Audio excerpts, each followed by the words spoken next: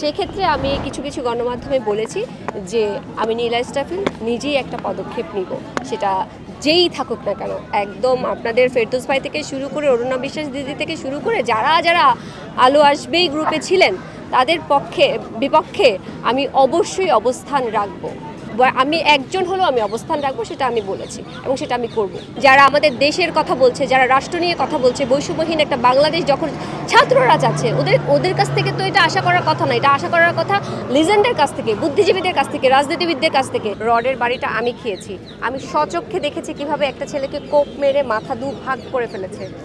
আমার জাস্ট পায়ের কাছে এসে বুলেট পড়েছে, একটুর জন্য আমি জাস্ট বেঁচে গেছি।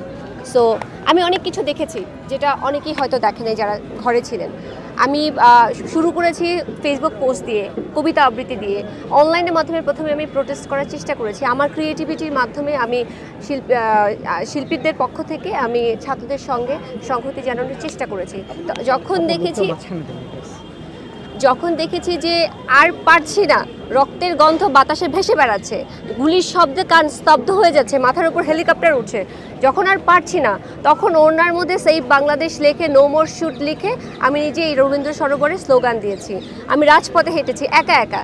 এরপরে তো কিছু শিল্পীরা তারাও একসঙ্গে আসলেন আমার ছাত্রদের পক্ষে কথা বলার জন্য। তখন শিল্পীদের সঙ্গেও রাজপথে দেখেছি, বৃষ্টিতে ভিজেছি, রাতেবেলা মশাল মিছিল করেছি, সব কিছু করেছি। সো এত কিছু আমি যখন করেছি, একজন শিল্পী হয়ে, একজন মানুষ হয়ে মানবিকতার কথা বলেছি, তখন একই সাথে আবার অন্য শিল্পীরা তারা হচ্ছে আলো আসবে নামে একটা গ্রুপ তৈরি করেছে, তারা গণহত্যার বিপক্ষে কথা বলেছে, গণহত্যার বিপক্ষে গিয়ে দাঁড়িয়েছে, মিছিল করেছে। আমি তো এটাকে সাপোর্ট করতে পারি না।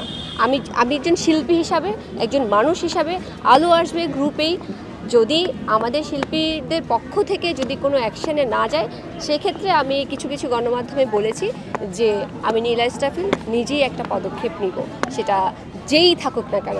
একদম আপনাদের ফেরদৌস ভাই থেকে শুরু করে অরুণা বিশ্বাস দিদি থেকে শুরু করে যারা যারা আলো আসবেই গ্রুপে ছিলেন তাদের বিপক্ষে আমি অবশ্যই অবস্থান রাখবো। আমি একজন হলেও আমি অবস্থান রাখবো, সেটা আমি বলেছি এবং সেটা আমি করব। সেই কথাটাই তো আমি বললাম যে তিনি কিভাবে এত লিজেন্ড একজন শিল্পী হয়ে গরম পানি ছাত্রদের উপরে, এরকম কোমলমতি ছাত্ররা যারা আমাদের মানবাধিকার নিয়ে কথা বলছে, যারা আমাদের দেশের কথা বলছে, যারা রাষ্ট্র নিয়ে কথা বলছে, বৈষম্যহীন একটা বাংলাদেশ যখন ছাত্ররা চাচ্ছে, ওদের কাছ থেকে তো এটা আশা করার কথা না। এটা আশা করার কথা লিজেন্ডের কাছ থেকে, বুদ্ধিজীবীদের কাছ থেকে, রাজনীতিবিদদের কাছ থেকে, দেশের জন্য যারা কথা বলে তাদের কাছ থেকে। কিন্তু তারা তখন চুপ থেকেছে, ছাত্ররা তখন আন্দোলন করেছে। সেই ছাত্রদেরকে আপনি গরম পানি ঢালতে চান, কতটা অমানবিক হলে আপনি কথাটা বলতে পারেন। সেই জন্য আপনার উপরে গরম পানি যাতে ঢালা হয় সেই ব্যবস্থা করা হবে এবং আপনার উচিত as soon as possible self realisation থেকে জাতির কাছে এসে ক্ষমা প্রার্থনা করা।